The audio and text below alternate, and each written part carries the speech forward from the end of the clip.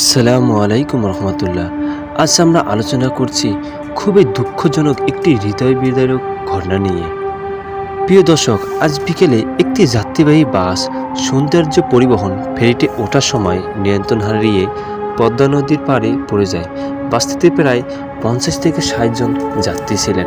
সর্বোচ্চ খবর অনুযায়ী ইতিমধ্যে 4 জনের মরদেহ উদ্ধার করা হয়েছে এবং 45 জন এখনও নিখোঁজ রয়েছে।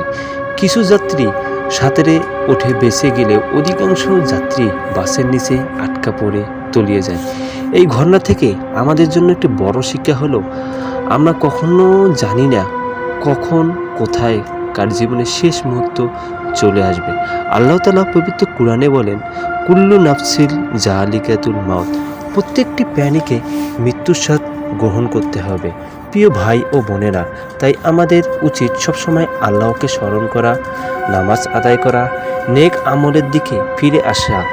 এই দুর্ঘটনায় যারা ইন্তেকাল করেছেন, আল্লাহ যেন তাদেরকে জান্নাতুল ফেরদৌস দান করেন। আর যারা এখনও নিখোঁজ রয়েছেন, আল্লাহ যেন সবাইকে হেফাজতে উদ্ধার করার তৌফিক দান করুক। চলুন আমরা সবার জন্য দোয়া করি। ভিডিওটি শেয়ার করে সবাইকে সতর্ক করুন, কারণ জীবন খুবই অনিশ্চিত। আমরা এখন হয়তো ভাবতেছি পৃথিবীতে আমরা অনেক কাল বাঁচবো, অনেক দিন থাকবো, কতই না আমরা জীবনে আশা করি, কিন্তু আমরা জীবনের গ্যারান্টি কেউ দিতে পারবো না। কখন যে কার মৃত্যু কোথায় চলে আসবে সেটা এক আল্লাহ ছাড়া কেউ জানেন না। তাই আমরা চলতে ফিরতে উঠতে বসতে সবসময় সেই আল্লাহর ইবাদত করি এবং নামাজ কালামের মাধ্যমে আল্লাহকে স্মরণ করি।